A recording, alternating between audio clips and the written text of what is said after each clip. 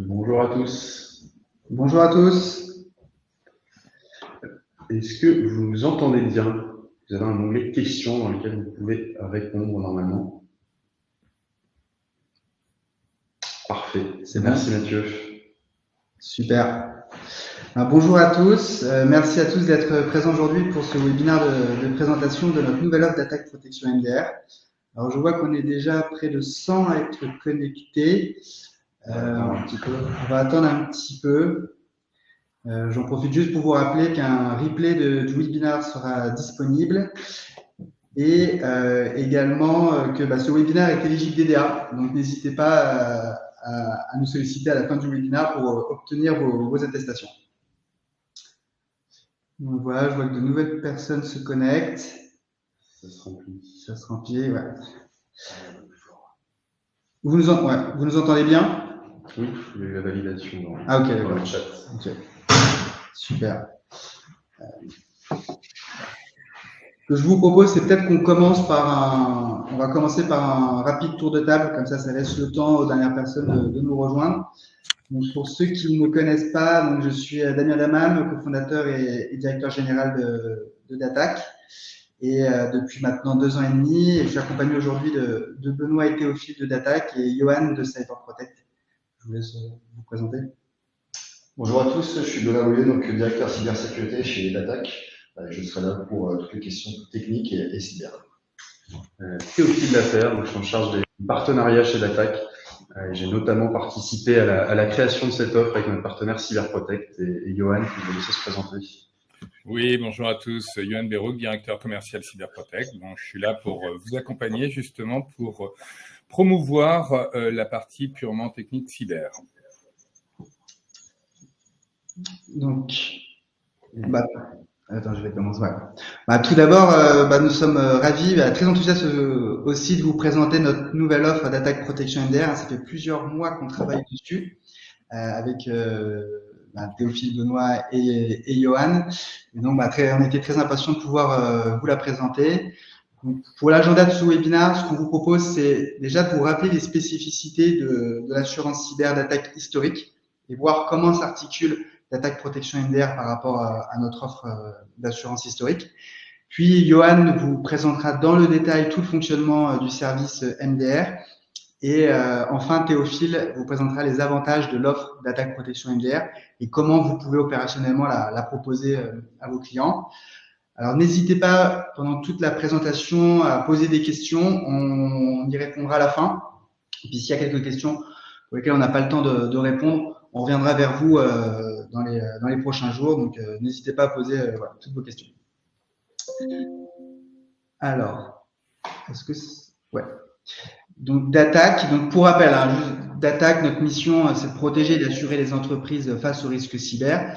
Le risque cyber reste en 2024 le risque numéro 1 pour les entreprises.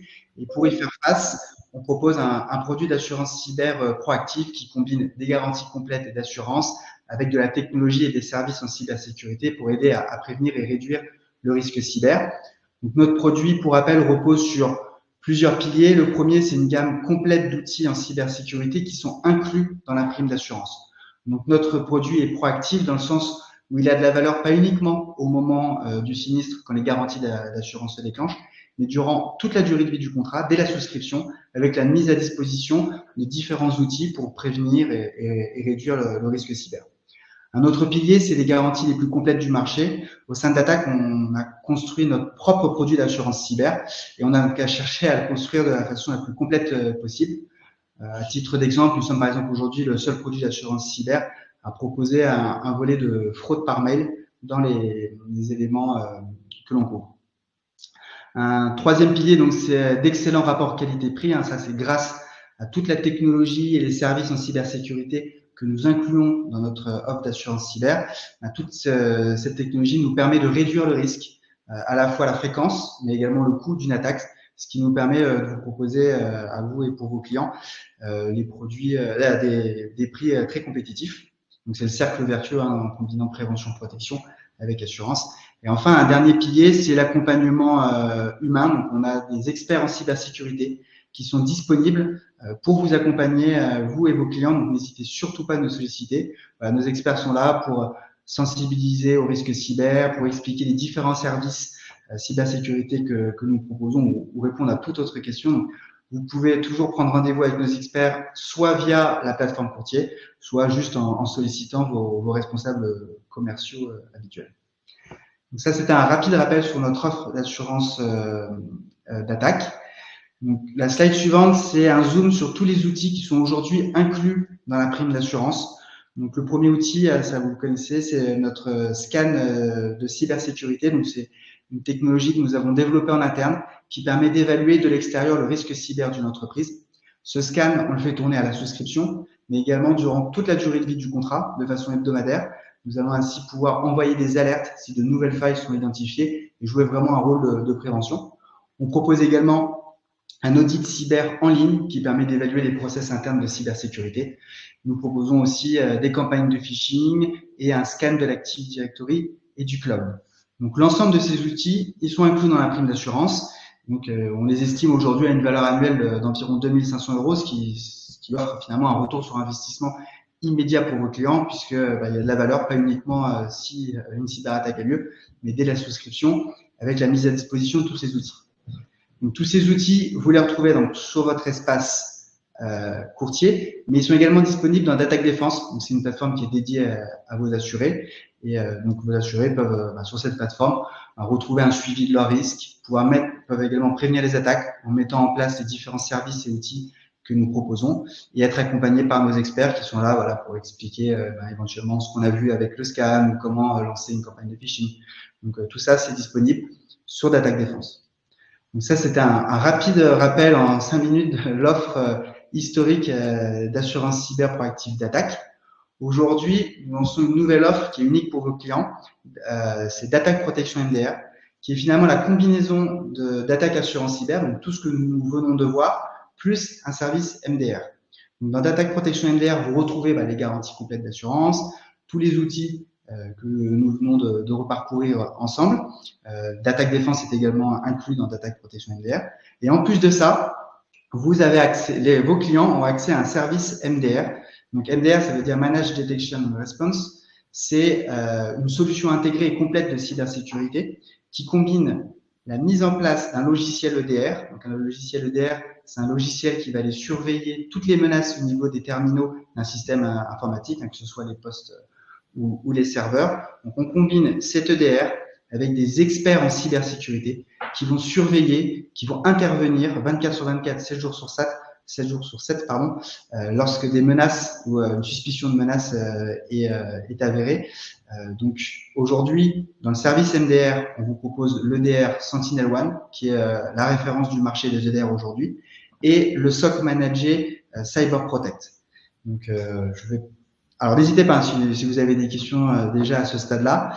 Et puis maintenant, je vais laisser peut-être la parole à Johan pour venir expliquer plus en détail ce qu'est l'EDR et le SOC Managé. Ok. Merci, Damien.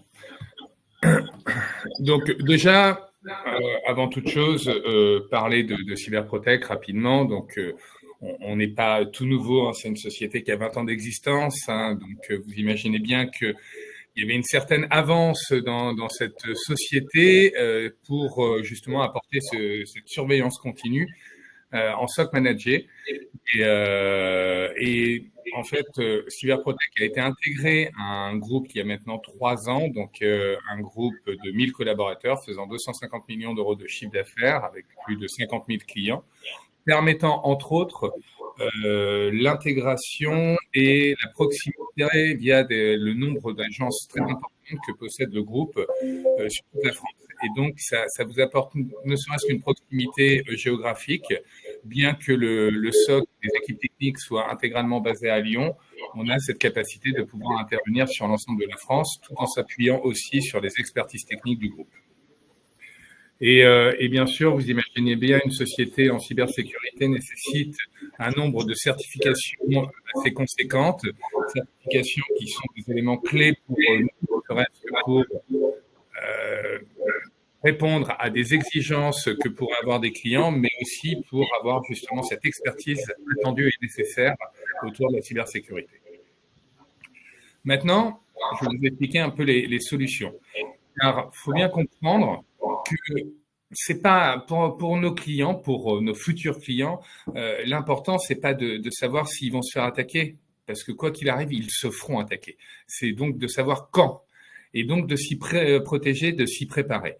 Comme l'a évoqué Damien, il y a deux éléments qui constituent cette offre, qui est d'un côté l'EDR et de l'autre côté le SOC. Donc, et ce qui constitue le terme générique qu'on utilise est MDR. Il y a quand même un petit point d'attention, parce que vous savez, comme tous les acronymes, surtout dans des technologies nouvelles comme celle-ci, il est des fois difficile d'avoir un acronyme qui correspond à l'ensemble des offres du marché. Faut faire attention parce qu'il y a beaucoup de sociétés qui proposent du MDR avec un SOC qui est constitué de peu d'humains. Quand je vous dis ça, c'est avec du machine learning ou une intelligence artificielle qui reste assez limitée dans ces domaines. Cependant, nous, on insiste sur le fait que les équipes techniques qui constituent le SOC sont la partie vraiment importante, prioritaire, primordiale de ce SOC. Et que on ne veut pas, on ne souhaite pas, surtout pour l'instant, laisser justement l'interprétation des potentielles attaques et attaques par uniquement de l'intelligence artificielle. Donc on mixe vraiment les deux et je vous l'expliquerai plus précisément. Mais voilà, j'insiste là-dessus parce qu'on pourrait être en concurrence avec des sociétés qui vont proposer du MDR, mais full automatisé. On ne parle pas du même niveau d'expertise et du même niveau d'accompagnement. L'EDR, donc on a choisi SentinelOne. Pourquoi? Parce que c'est le numéro 1 actuellement. C'est vrai que c'est un EDR avec qui nous travaillons très régulièrement et c'est vraiment le numéro 1 du marché. Il n'est pas dit que dans le futur, nous allons élargir potentiellement ces offres et potentiellement sur l'EDR de Microsoft qui couvre une part de marché importante afin de pouvoir justement répondre aux différentes sollicitations d'une part et aux différentes exigences techniques que pourraient avoir vos clients. Maintenant, qu'est-ce que c'est un EDR? Je vais faire simple, je ne vais pas rentrer dans les détails. Cependant, il faut bien comprendre que l'EDR, c'est une évolution naturelle d'un antivirus. L'antivirus, qu'est-ce qu'il va faire? L'antivirus, il va connaître des listes de potentiels virus, de potentielles failles. Et quand justement il y a un accès qui se fait auprès d'une machine ou d'un serveur, ben, il va vérifier avec sa base de données si cet élément peut accéder sans risque. Et s'il est tagué comme étant malware ou virus, automatiquement il est bloqué. Donc vous comprenez, c'est via des signatures déjà connues. Et c'est pour ça que l'importance d'un antivirus, c'est de la mise à jour permanente pour pouvoir pallier et contrer des attaques qui pourraient arriver et des attaques nouvelles. Maintenant, je dirais que l'antivirus, c'est le côté un peu old school. Quand je vous parle de l'EDR et de la nécessité de se protéger, maintenant, on ne peut plus considérer que nous sommes protégés avec de l'antivirus. Il faut vraiment maintenant utiliser un EDR. Un EDR, donc, qui est constitué d'une part donc de ce qu'on appelle anciennement EPP, donc antivirus, donc la partie antivirus reste présente, mais d'autre part d'un élément qui permet justement une interprétation, une corrélation de différentes actions qui seraient en état pas considérées comme étant problématiques, mais cumulées pourraient être considérées comme étant un événement louche. Et de ce fait, envoie une information à notre SOC qu'on verra tout à l'heure. Donc c'est vraiment, faut bien comprendre un système qui permet de détecter des comportements anormaux et non pas une action, mais des comportements. Et il faut bien comprendre aussi qu'on a la capacité d'adapter ces détections de comportements en fonction de l'utilisation et de l'usage au quotidien d'une société. Typiquement, si la société nous dit « mes collaborateurs ne se connectent jamais le week-end ». Bon, c'est pas une alerte qui serait prise en compte pour la majorité des sociétés. Cependant, là, si on voit qu'un PC s'allume ou quoi que ce soit le week-end, on aura une alerte. Et en plus, si un comportement derrière est lié à une fuite de données, des choses comme ça, là, c'est une alerte majeure. Mais c'est vraiment bien comprendre que ça va être du comportemental qui ira au-delà juste d'un listing de données qui doit être surveillé. Et maintenant, pour conclure sur cet aspect EDR, il faut bien vous dire et bien le stipuler à vos clients, à nos clients potentiels, que avoir un antivirus, c'est limite comme ne rien avoir. Et que maintenant, l'évolution naturelle de l'antivirus vers un EDR pousse tout le monde, je dis bien, à basculer sur cet EDR. Maintenant, vous pourrez me dire, OK, ben génial, l'EDR va me protéger. Quel est l'intérêt d'avoir un SOC? Donc, je vais y venir. On a essayé de présenter, d'avoir une représentation du fonctionnement d'un SOC managé. Et là, vous ne voyez pas ma souris, donc je vais essayer de l'expliquer comme ça. Donc, vous voyez le bas.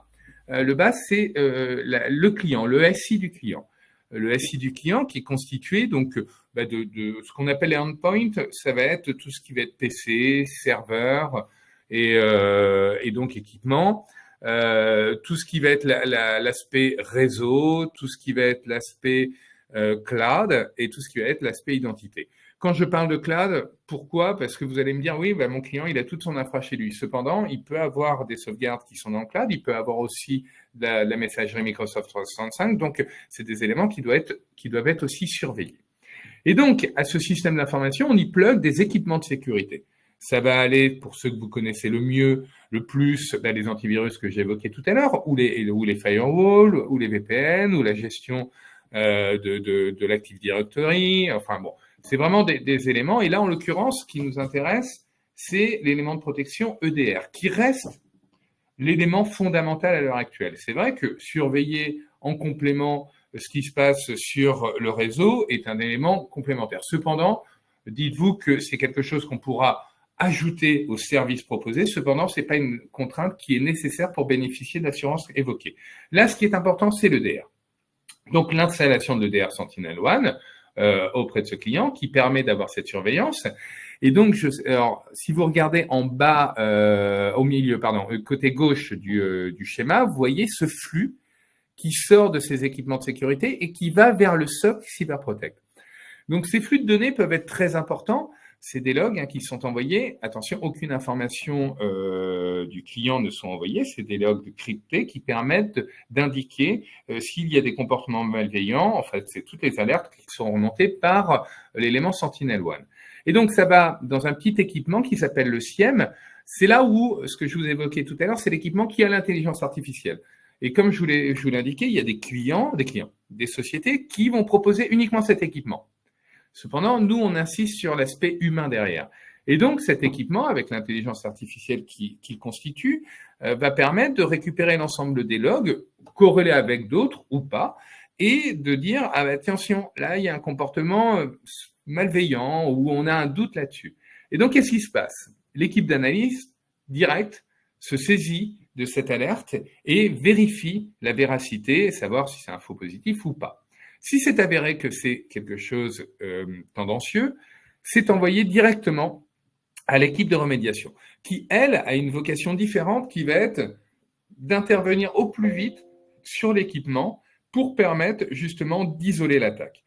Donc, vous pourriez vous dire, pour les plus aguerris en technique que vous pouvez être, c'est, oui, d'accord, donc ça veut dire que si on intervient sur les équipements, ça veut dire qu'on a la main sur le SI, et ce qui pose quand même des problèmes à certains clients. Eh bien, c'est pas le cas. C'est-à-dire qu'on va utiliser le SentinelOne pour intervenir sur le poste. Mais on n'a pas besoin d'un compte administrateur, on n'a pas besoin d'avoir accès, c'est vraiment via la console qui nous permettra d'isoler, par exemple, le serveur ou le PC qui est attaqué pour éviter que l'attaque puisse se diffuser sur l'ensemble du système d'information.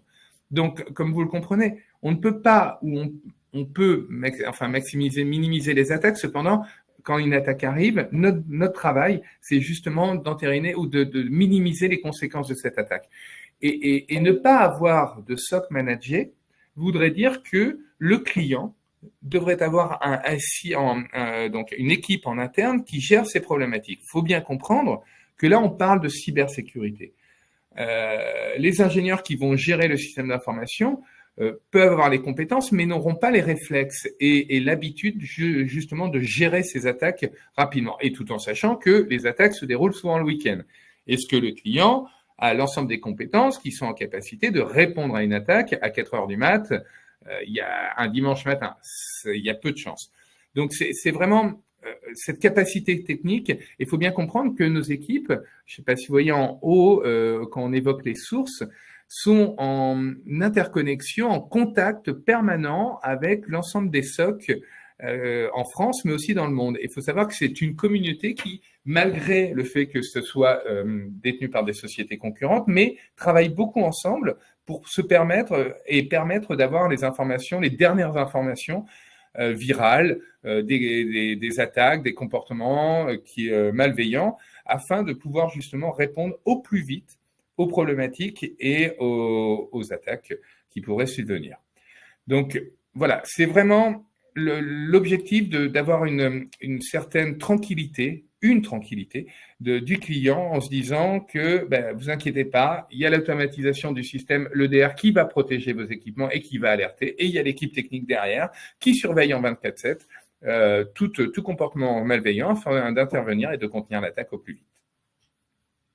Alors, je ne sais pas si vous avez des questions là-dessus. Je reviens, pardon.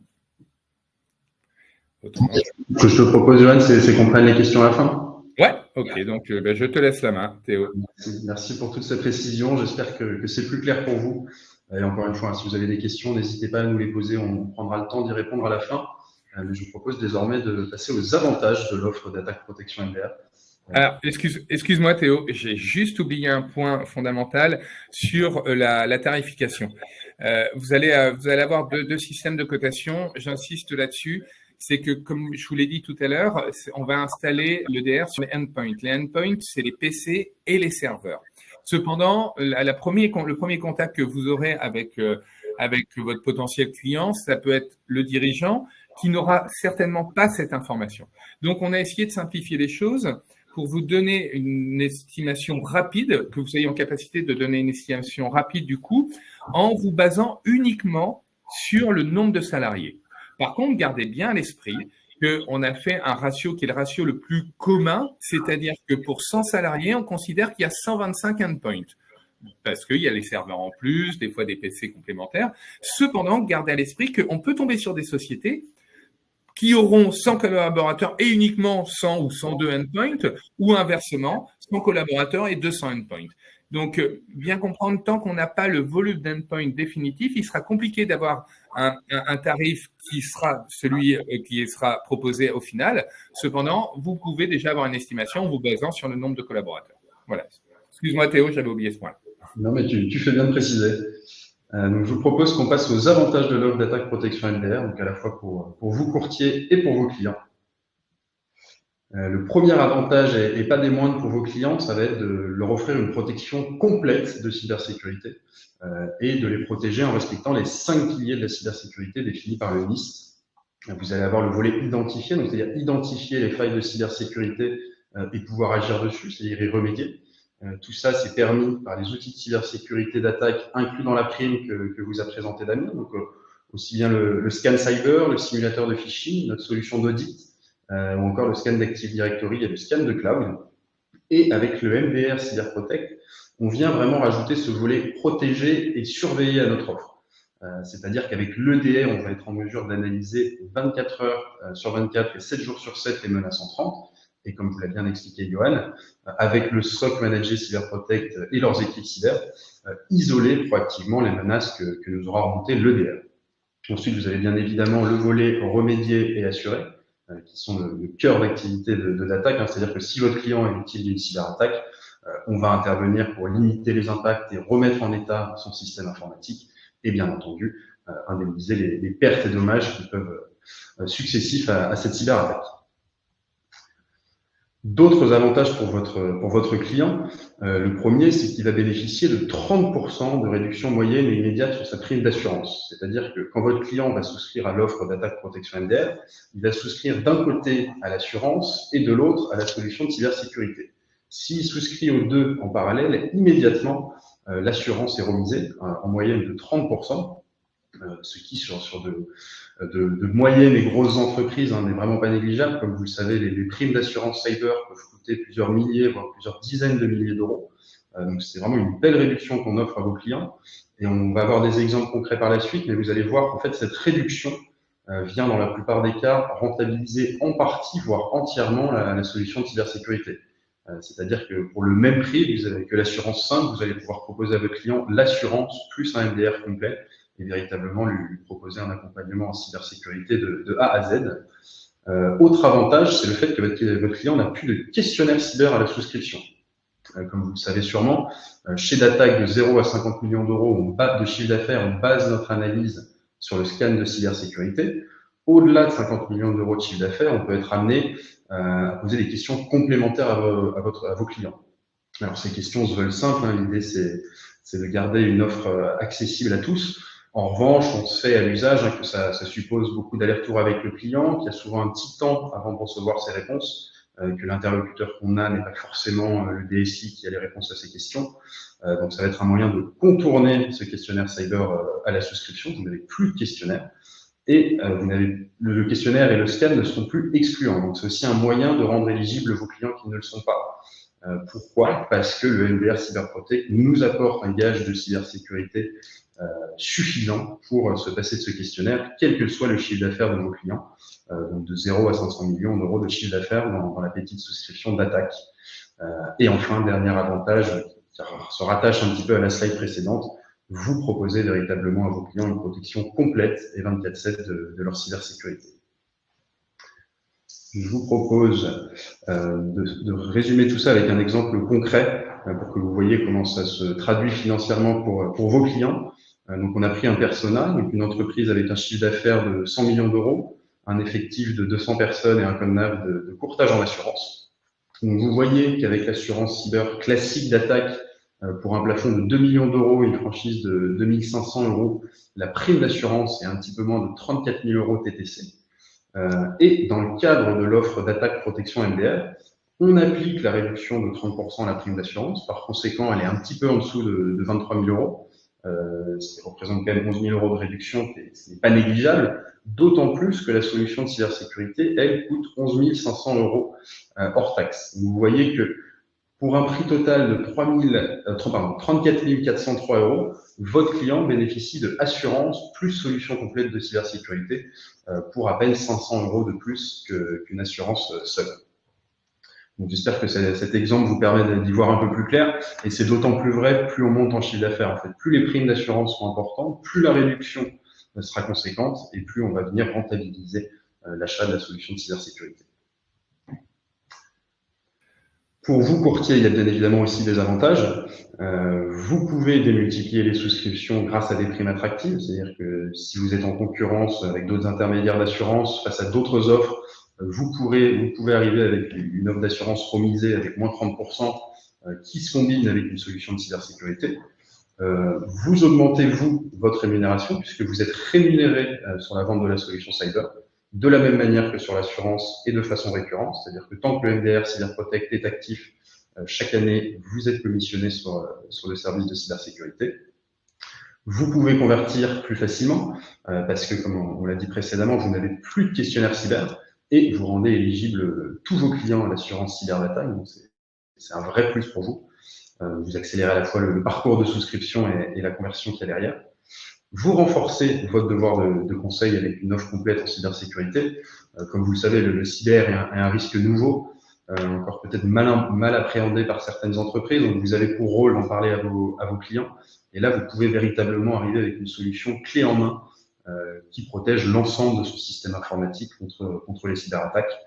Et je vous rassure, vous bénéficiez de l'accompagnement des experts cyber d'attaque, que ce soit si vous avez la moindre question, à la souscription pour vos clients et bien évidemment en cours de contrat. Le MDR, vous allez voir à l'usage, je pense que ça se prend assez bien en main et que vous allez trouver ça assez simple à la fin. L'idée, c'est qu'au début, on soit là pour vous accompagner, répondre à vos questions et vous ayez les éléments de langage pour en parler à vos clients. Donc voilà, comment en parler à vos clients. Vous avez sur la plateforme, on passera une petite démonstration après, une documentation synthétique qui se veut assez simple. L'idée, c'est de vulgariser ces MDR pour vos clients, que vous puissiez envoyer cette documentation et qu'ils puissent déjà se faire une première idée de ce qu'il y a derrière cette offre. Et ensuite, comme je vous disais, nos experts cyber sont à votre disposition pour vous présenter l'offre et répondre aux éventuelles questions de vos clients. Et enfin, ce qui vous intéresse tous, comment faire profiter les clients. Donc, je passerai après sur la plateforme d'Attaque pour vous montrer où y accéder, mais vous avez un onglet MDR. Vous réservez un créneau de 30 minutes avec l'un de nos experts cyber. L'idée, c'est qu'on vous présente l'offre, que vous nous fassiez votre demande, et nous, on revient vers vous avec un devis complet, c'est-à-dire un devis qui comprend le devis assurantiel et le devis cyber, sous 48 heures en moyenne. Je vous propose de passer une petite démonstration. Je vais changer d'écran. Est-ce que vous voyez bien mon écran? Ouais, c'est bon. Oui, parfait. Parfait. Donc, vous voyez, classiquement, vous arrivez sur le dashboard, et ici, dans la partie cybersécurité, vous avez ce petit encadré nouveau avec MDR. Rien à voir avec mort de rire, c'est Manage Detection and Response. Vous cliquez dessus. On vous rappelle les avantages de cette offre et vous avez ici le bouton prendre rendez-vous avec un expert. Il ne faut vraiment pas hésiter à prendre rendez-vous, que ce soit pour en savoir plus, que ce soit avec un client parce que vous avez un client intéressé par cette offre ou alors vraiment dans un but de prospection pour avoir des devis pour vos clients en attente peut-être de questionnaires par exemple. Donc à chaque fois, vous cliquez ici, vous arrivez, si ça veut bien marcher, sur un lien Calendly. Ouais. Vous choisissez donc le créneau qui vous arrange. On va prendre lundi prochain l'heure qui vous arrange. C'est directement connecté au calendrier de nos experts cyber. Je vais choisir 15 heures. Vous renseignez votre nom et votre adresse email. Et ensuite, alors, soit vous êtes là dans l'optique de nous poser des questions, d'en savoir plus, auquel cas vous pouvez passer les questions en dessous, soit vous savez d'ores et déjà l'entreprise pour laquelle vous souhaitez avoir un devis. Donc, vous nous renseignez les informations classiques du parcours d'attaque. Et l'idée, c'est que l'on arrive au point déjà avec un devis préparé, ce qui évitera les allers-retours par la suite. Mais toutes les questions qui sont en dessous restent optionnelles. Vous confirmez l'événement. Nos experts cyber vont recevoir directement la demande. Et là, en l'occurrence, on se retrouvera le lundi 10 juin à 15 heures pour échanger sur l'offre d'attaque protection MDR. Je vais repasser sur ma présentation. Et si vous avez des questions, c'est le moment de nous les poser. Je vois qu'il y en a déjà pas mal là, dans le chat. Alors, déjà, Théo, je me permets une petite précision sur toujours les aspects tarifaires. Comme vous l'avez vu sur un des slides, il y avait une présentation de la partie tarifaire de l'assurance qui est en TTC. Par contre, comme vous le savez certainement, bien sûr, l'assurance doit être vendue en TTC. Cependant, nous, nos prestations sont en hors taxe. Et car le client récupérera la TVA. Ce que je veux vous dire là-dessus, c'est qu'il faut impérativement présenter les offres en hors taxe parce qu'on sera en concurrence avec des sociétés qui ne proposeront que les offres en hors taxe pour pas qu'il y ait une incompréhension sur ce point-là. Et ouais, Johan, on l'a bien mis en place dans les devis qu'on va proposer, qui sont proposés. Il y a bien la séparation hors taxe et. Oh, génial. Et puis sur les renouvellements, concernant le fait que le SOC nécessite un petit temps et un petit travail pour l'implémentation, et ainsi que les EDR, donc il y a une partie de FAS, donc de frais d'accès au service. Cependant, bien considérer que ces frais d'accès au service sont présents que sur la première année. Et la seconde, troisième, quatrième année, dans la continuité, il n'y aura pas de frais d'accès au service.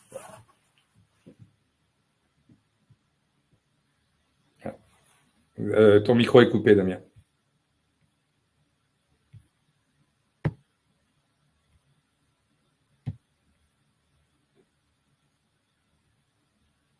Incident. Ah, mieux pour éviter le l'écho avec Johan. Désolé. Oui, donc je prenais les questions. Donc, question de David. Donc, sur la base du nombre de salariés, quel est le coût approximatif par salarié? Ou peut-être avez-vous une approche tarifaire par tranche de nombre de salariés pour les prestations supplémentaires EDR plus SOC? Je la prends? Je peux répondre si tu veux. Allez,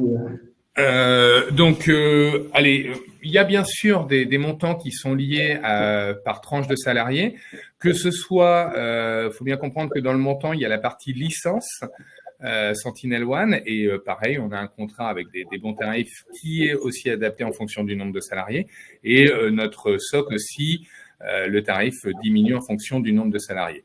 Maintenant, pour vous donner un ordre de grandeur, prenez entre 4 et 8 euros et 7 euros, on va dire, par user et par endpoint par mois et par mois. Donc voilà, c'est vraiment le coût qu'il faut considérer. Mais j'insiste bien là-dessus. Il y a la partie EDR, SentinelOne, et la partie SOC Manager 24/7 avec les équipes qui accompagnent là-dessus. Je vois une autre question, Johan. Quelles sont les contraintes d'installation de l'EDR et peut-être en profiter pour le temps d'installation de ces EDR pour cyberprotection? Ouais. Et j'ai vu une question aussi tout à l'heure, la mise en relation avec un responsable technique. Alors déjà, bien sûr, vous serez face à des sociétés qui ont des responsables techniques et bien sûr, la première chose qui sera faite, c'est prendre contact avec ce responsable technique pour connaître les spécificités du réseau et puis du système d'information et puis bien sûr s'adapter et travailler de concert avec cette personne. Maintenant, pour l'installation, c'est très simple. Tout se fait à distance. Ça va être donc bien sûr le contact avec la personne qui gère l'informatique pour nous donner la main sur son système d'information. Quand je vous dis donner la main, c'est juste soit il le fait lui-même et c'est l'implémentation d'un petit exécutable sur soit le serveur principal ou soit sur chaque ordinateur. Mais bon, de préférence, quand on a la main, c'est une implémentation qui se fait extrêmement rapidement. Il faut bien comprendre que en l'espace de 2-3 jours, tout peut être installé. Maintenant, ça dépend aussi de la disponibilité du client, bien sûr de la nôtre, mais on agit rapidement généralement et on peut considérer qu'entre les premiers échanges, le kick-off et l'implémentation des équipements sur l'ensemble des endpoints, il faut compter 1 semaine à 2 semaines, généralement en fonction comme je dis, de la réactivité du client. Maintenant, on peut aller plus vite. C'est fonction d'exigence et du besoin. Donc, je vois qu'il y a aussi une question sur est-ce que l'avantage rendez-vous est disponible, n'est que disponible avec l'offre MDR. Donc là, je rappelle, oui, bien sûr, il y a la possibilité de prendre rendez-vous pour l'offre MDR, mais l'avantage de prendre un rendez-vous avec un de nos experts, c'est pour tous vos besoins, pour vous ou vos clients, que ça soit pour sensibiliser vos clients, que ça soit pour expliquer les services cyber ou les garanties de d'attaque. Vous pouvez également dans le parcours de souscription ou sur votre page d'accueil courtier, sur l'espace courtier, vous pouvez prendre rendez-vous avec un de nos experts. Une question de Loïc. Est-il envisagé par Datac l'intégration de l'EDR aux prérequis de l'offre cyber? Alors oui, c'est quelque chose qu'on va intégrer. L'idée, c'est que, comme le disait Johan, l'EDR est un antivirus un petit peu plus poussé, et que donc l'EDR permette à vos clients de respecter le prérequis sur les antivirus d'attaque. Par contre, sur l'offre classique d'attaque assurance cyber, si vous avez un de vos clients qui veut pas le service MDR, on reste sur les prérequis classiques. Donc, pour les PME, c'est uniquement la sauvegarde hebdomadaire et l'antivirus qui est mis à jour. Une question de Frédéric. Est-ce que mes clients sont éligibles à l'offre, quel que soit leur chiffre d'affaires et leur secteur d'activité? Alors oui. Datac garde ses règles classiques de souscription, c'est-à-dire que certains secteurs d'activité restent exclus. Par exemple, la vente d'armes va rester exclue. En revanche, tous les secteurs et tous les chiffres d'affaires qui rentrent dans l'appétit de souscription de Datac sont éligibles à l'offre d'attaque protection MDR sans questionnaire cyber et sans condition d'éligibilité via le scan ou forcément via le questionnaire. Alors, si mon client change d'avis et ne souhaite au final que l'assurance ou que la solution cyber, est-ce que c'est possible? Alors oui, bien sûr, c'est possible. Hein. Donc, si votre client, premier cas, il ne souhaite pas le service MDR et uniquement l'offre d'assurance d'attaque, là, on passe sur l'offre traditionnelle que vous connaissez déjà bien. Et si il ne veut que la solution MDR, c'est également possible. Donc, on va venir la mettre en place. Et donc vous serez rémunéré cette fois que sur la partie cyber. Question pour toi, Johan. Les clients sont souvent réticents à laisser entrer un tiers dans leur système informatique. Comment contrer cette réticence? Oui, alors déjà, je réponds aussi à une autre question. Vous allez rencontrer des clients qui auront besoin de plus d'explications, d'être assurés, et typiquement sur ce type de questions, on est là pour ça. N'hésitez pas. C'est-à-dire que l'objectif, c'est que nous puissions vous accompagner, alors peut-être pas physiquement partout, mais au moins en visio, afin de promouvoir, afin d'expliquer plus précisément notre offre, surtout lorsque vous tomberez sur des DSI ou RSSI un peu inquiets. Donc voilà, n'hésitez pas à faire appel à nous. Maintenant, sur cette partie-là, oui, bien sûr, beaucoup de clients sont réticents. Maintenant, il faut bien comprendre que, à la différence de l'infogérance d'un système d'information, Là, on ne rentre pas sur le système d'information. Comme je vous l'ai évoqué tout à l'heure, à aucun moment, on a des droits d'administration sur le système d'information. J'ai vu une question aussi où on parlait de data. Dans tous les cas, on ne peut même pas valoriser le service en fonction des datas qu'on récupère et valoriser ces datas, étant donné que ce n'est pas des datas compréhensible, je dirais, par le commun des mortels et qui a un intérêt pour d'autres sociétés. Donc, il faut bien comprendre que nous, on a juste le pilotage de Sentinel-One qui nous remonte des informations et, comme je l'ai évoqué tout à l'heure, qui nous permet aussi d'isoler des PC, d'isoler des ports et autres. Cependant, peu importe les données, qu'elles soient médicales ou autres que détient un client, nous, dans tous les cas, on n'a pas accès à ces données et on n'a pas accès réellement aux éléments qui constituent et des informations qui constituent ce système d'information. Alors, je vois qu'il y a une question. Mon client a déjà en place un service EDR. Est-ce que votre offre est valide? Oui, l'offre est valide. Alors, elle reste soumise à la validation des experts cyber d'attaque et cyberprotect. Mais s'il a un EDR complet sur l'ensemble de ses endpoints, oui, la seule condition sera d'avoir le SOC Manager Cyberprotect derrière cet EDR. Et alors, c'est quelque chose qui risque d'être fréquent. Vos clients ont peut-être déjà un EDR. L'idée, c'est d'y ajouter le SOC Manager Cyberprotect.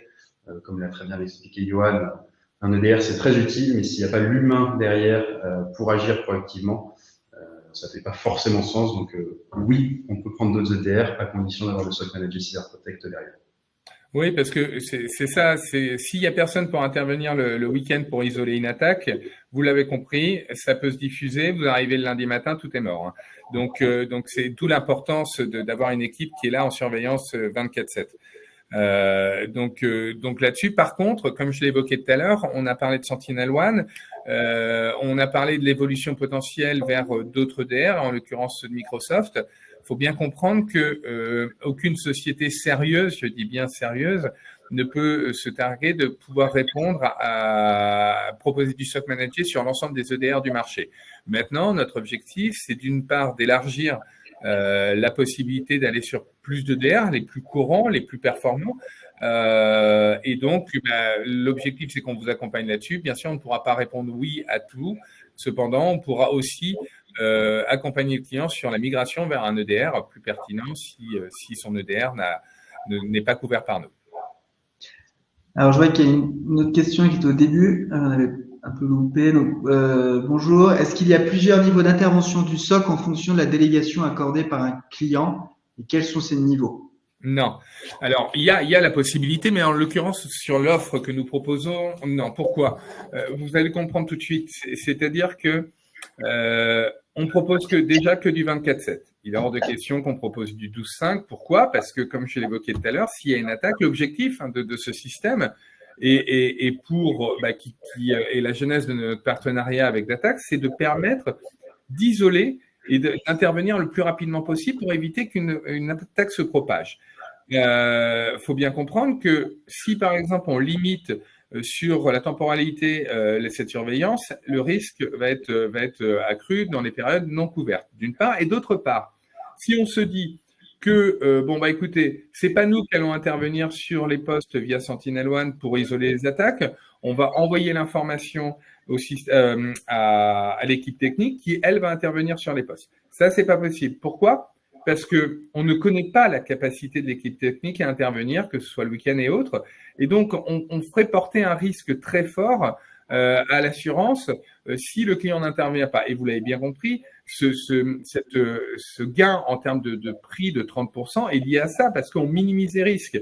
Alors, ne sachant pas la capacité d'intervention de l'équipe technique, on ne peut pas se permettre de prendre le risque de déposer notre vigilance auprès d'eux. Question de Roger. Est-ce que le SOC n'est pas déjà compris dans la garantie Incident Response proposée par Datac? Sinon, alors quelle est la différence entre le SOC et votre garantie Incidence Response qui devrait permettre la gestion d'un incident? Alors effectivement, le SOC Cyberprotect va travailler main dans la main avec nos équipes de gestion de crise. L'idée, c'est que le SOC va identifier l'attaque, va pouvoir isoler directement le PC ou le serveur touché. Donc ça va avoir un intérêt déjà on va limiter la propagation de l'attaque. On va limiter le temps de détection de l'attaque, puisque aujourd'hui, dans l'offre classique, il faut que le client suspecte ou se rende compte qu'il y a une cyberattaque qui déclenche la hotline pour lancer l'intervention. Là, proactivement, en fait, l'équipe CyberProtect va échanger avec notre équipe en gestion de crise et vont collaborer main dans la main pour une gestion plus rapide et optimisée de chaque sinistre pour vos clients. Exactement. Est-ce que les secteurs d'activité qui sont limités en CA sont déplafonnés avec cette offre? Alors donc effectivement aujourd'hui avec cette offre, donc on a certains secteurs d'activité qui sont limités en CA, donc notamment le secteur financier ou le secteur médical. Ces deux secteurs-là restent, les plafonds aujourd'hui restent les mêmes. Donc nous sommes justement en train de travailler sur la possibilité d'élargir, d'augmenter ces plafonds lorsque la solution MDR est installée. Et donc là, bien sûr, dès que ça sera le cas, on reviendra vers vous pour ces secteurs spécifiques.